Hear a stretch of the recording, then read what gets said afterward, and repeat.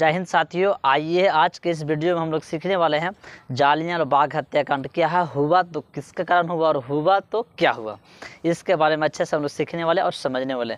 Video का start करने से पहले आप लोगों को बता दें कि अगर आप चैनल पर नए होंगे तो सब्सक्राइब मत कीजिएगा, ठीक है। इस वीडियो को पूरा अच्छे से देखिए, समझ में 100% आएगा तो चैनल को सब्सक्राइब कीजिएगा, लाइक कीजिएगा और शेयर कीजिएगा। थोड़ा सा ये वीडियो बहुत ही दुखद वाले है, थोड़ा सा क्या देखिए अच्छे से। बस रिक्वेस्ट है कि वीडियो का पूरा बने रहिए, आधा से छोड़कर मत निकलिएगा।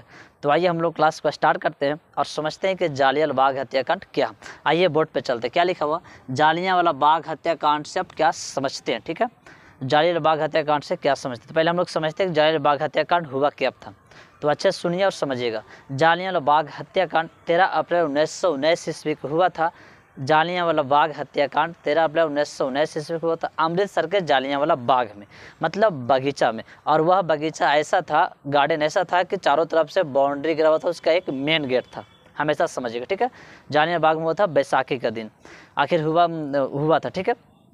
उस दिन उस जालियांवाला बाग में एक सभा चल रही थी। उस सभा में करीबन 25,000 लोग शामिल हुए थे। अच्छे से समझिएगा, हुआ था वहीं हुआ था, क्यों हुआ तो उसके बारे में लेकर चल रहे हैं आप। उस सभा एक चल रही थी, उस सभा में करीबन कितना लोग शामिल हुए थे, 25,000 लोग करीबन शामिल हुए थे। और शामिल हुए थे क्यों भैया, वो भी तो सवाल उठता है ना। तो शामिल हुए थे, पता है क्या, एक कानून था, उस कानून का नाम है रौलट एक्ट। क्या नाम है, रौलट एक्ट। एक कानून था रौलट एक्ट, उसी का विरोध में एक सभा चलाई गई थी।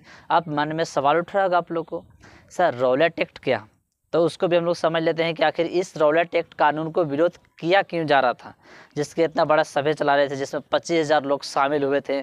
उसी का सभा के, उसी का विरोध में, उसी का चलते जालियांवाला बाग हत्याकांड हुआ।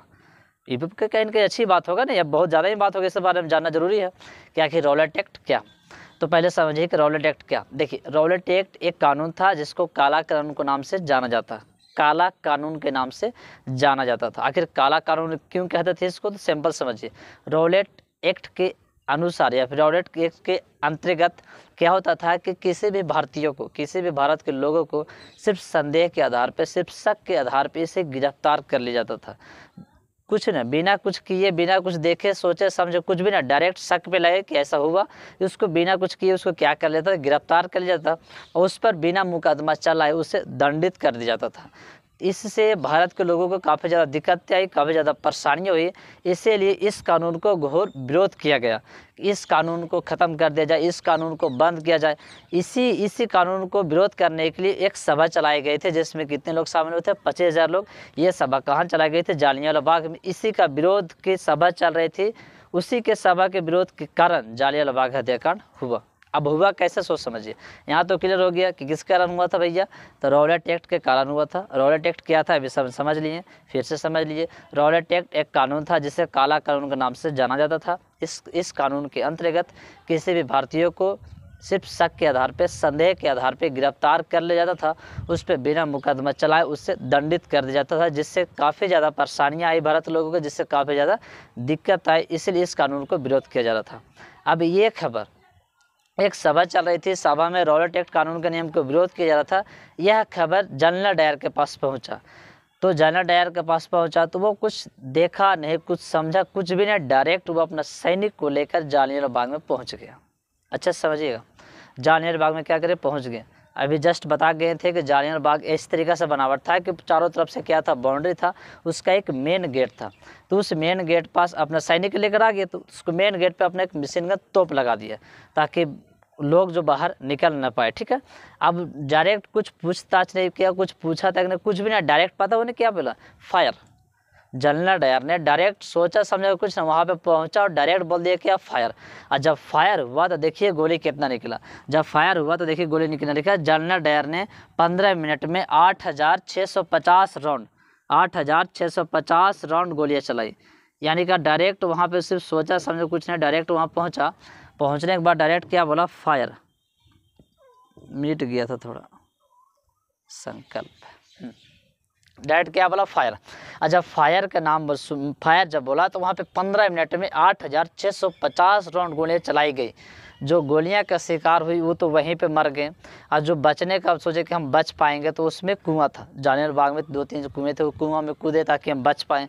अब वही बताइए कि कुआं में एक दूसरे पर कूदेंगे तो क्या बच पाएंगे? तो कुआं भी लाश से भर गया, कुआं भी मौत से मतलब कुआं भी लोग गिर के मर गए। कुछ लोग को ऐसा भी लगा कि जो बाउंड्री था उससे कूद कर भाग पाएंगे, तो उससे भी लोग मर गया। ठीक है, तो करीबन 379 ऐसा बोला जाता है, 379 लोग वहीं पे मर गए। ठीक है, कुछ लोग बहुत जख्मी हुए, बहुत से घायल हुए, बहुत ज़्यादा हुए। ठीक है, तो ये बहुत ही इसको दुखद वाली बात था। और तो अब उसी का बीच में उधम सिंह, हमेशा समझे उसी के बीच में उधम सिंह थे। तो करीबन उधम सिंह जो थे करीबन 12 से 13 वर्ष के बीच में थे। तो वो संकल्प लिए थे कि जो आदमी मेरा भारतवासियों को इतना इससे बेरहमी से मारा है, उसको हम मार के रहेंगे, कभी छोड़ेंगे नहीं उसको। यानी कि वो संकल्प लिया, उधम सिंह ने संकल्प लिया। उसका उम्र कितनी थी? तो 12 से करीबन 13 साल के बीच उम्र थी। वो बेचारा बहुत ही गरीब परिवार से था, उसका माँ बाप भी नहीं था, मतलब बहुत ही गरीब था, छोटा मोटा फैमिली था, तो उसके पास कुछ था भी नहीं। सिर्फ बोले कि छोटा गरीब रहते पर भी वो संकल्प लिया अपना कि जालियान डायर को मारना है, यही मेरा जीवन का असूल है, यही मेरा जीवन का मतलब पूरा ये है, पूरा जीवन समर्पित कर दिया उसको मारने में, कि मारना है तो मारना, बस कुछ भी नहीं उसको सुनना। ठीक है, तो बस संकल्प स्टार्ट कर, याद रखिएगा जालियान बाग हत्याकांड क्या वो था 13 अप्रैल 1919 ईस्वी में। तो अब संकल्प लिया तो उसको तो पूरा करना है। तो उधम सिंह ने पहला काम क्या किया कि उसको संकल्प पूरा करने के लिए पहले कारपेंटरी का काम सीखे, ताकि कुछ पैसे इकट्ठा हो सके, अपने अच्छे व्यवस्था कर बढ़े। फिर कुछ कारपेंटर करने के बाद कुछ पैसा कमाए, अपने व्यवस्था को ठीक किए। उसके बाद फिर होटल में काम किए, ताकि पैसा इकट्ठा करके रिवॉल्वर खरीदा जा सके, क्योंकि मारना जो है ना, मारना है तो हाथ से तो नहीं मार सकते। तो होटल में काम करके रिवॉल्वर खरीदे। और लंदन एक जगह, लंदन में जालियान डायर को सम्मानित किया जा रहा था। अच्छा समझिएगा, ठीक है, लंदन को जालियान डायर मतलब लंदन में जालियान डायर को सम्मानित किया जा रहा था। ठीक है, आप समझिए उस दिन जब सम्मानित किया जा रहा था, तब ये उधम सिंह को अपने अर्थव्यवस्था बनाने में, रिवॉल्वर खरीदने में टोटल पता है कितना दिन लग गया? देखिए कब लग गया। उधम सिंह ने संकल्प 13 मार्च 1940 को पूरा किया, यानी का टोटल कितना वर्ष लग गया? 21 वर्ष। ये संकल्प को पूरा करने के लिए कितना वर्ष लग गया? 21 वर्ष। सुनिएगा गौर से, अच्छे से समझिएगा। लंदन में जब उसके सम्मानित किया जा रहा था, तब वहाँ पे उधम सिंह ने पहुँचे थे, यही दिन, इसी दिन के दिन 13 मार्च 1940 को, 13 मार्च 1940 को वहाँ पहुँचे। और डायरेक्ट, अच्छे सुनिएगा, डायरेक्ट 3 गोलियां एकदम उसका दिमाग में उतारा रख के वहीं पे, और उसका बगल के जो खड़ा था लोग थर थर काँप गए, उन लोग को डर था कहीं हमको नहीं मार दो। तब उधम सिंह ने एक जवाब वहाँ पे लगाई थी, एक बात वहाँ बोले थी कि आप लोग से हमको कोई दुश्मनी नहीं है, जिससे मेरा दुश्मनी था उसको मैंने सुला डाला, उसको मैंने मौत के घाट उठा दिया, तुम लोग से कोई दुश्मनी नहीं, घबराओ मत, डरो मत, तुम लोग हम कुछ करने वाले नहीं हैं, ये बोले वो। ठीक है, उसमें एक गोली था। अब वो अपने आप को बोले कि आज मेरा संकल्प पूरा हो गया, आज मैंने जो मेरा देशवासियों को जो मारा है उसको आज मैंने मौत के घाट उड़ा दी। ये संकल्प उससे खुशी रहा न गया, इसलिए एक गोली अपना दिमाग पे मारा, वहीं पे वो भी लुढ़क गया। ठीक है, ये रहा है आपका जालियान बाग हत्याकांड का। तो इसको पहले कुछ स्क्रीनशॉट करके लिख लीजिए। चलिए, इसमें कुछ लिखिए क्योंकि इससे मुख्य पॉइंट है। ठीक है, तो यहाँ से आप लोग को जो है 2-3 नंबर पूछ जाते हैं। यहाँ से पहला प्रश्न क्या आ सकता है कि जालियान बाग हत्याकांड के यहाँ से आ सकता है, और ये भी आ सकता है कि रॉलेट एक्ट आखिर कानून था जो क्या था, क्यों हुआ, उसके बारे में भी परिभाषा बोर्ड पे देंगे, ताकि अच्छे से नोट्स कर लीजिएगा और याद करिएगा, ताकि एग्जाम में होगा। तो आप ही लोग बताइएगा कि भारत के लिए यह दिन जो है कितना अशुभ दिन था। ठीक है, अंग्रेज लोग जब भारत में एंटर लिया तो क्या बताया आप लोग को, पूरा इंडिया के नहस से तहस करके रख दिया। ठीक है, फिलहाल इसका एक वीडियो भी बनाएंगे कि मेरा जो देश था गुलाम था, मतलब गुलाम में जब आया तो आखिर क्या क्या चेंजिंग आया भारत में। ठीक है, भारत वैसा नहीं था जैसा अभी है, पहले वैसा भारत नहीं था, पहले का भारत कुछ अलग था, अब भारत कुछ और हो गया। ठीक है, तो ये पहले रहा मेरा परिभाषा बोर्ड पर। चलिए, ये हमारा परिभाषा रहा बोर्ड पर। ठीक है, तो उम्मीद करते हैं कि परिभाषा को भी आप लिख लिए होंगे, अच्छे समझ गए होंगे।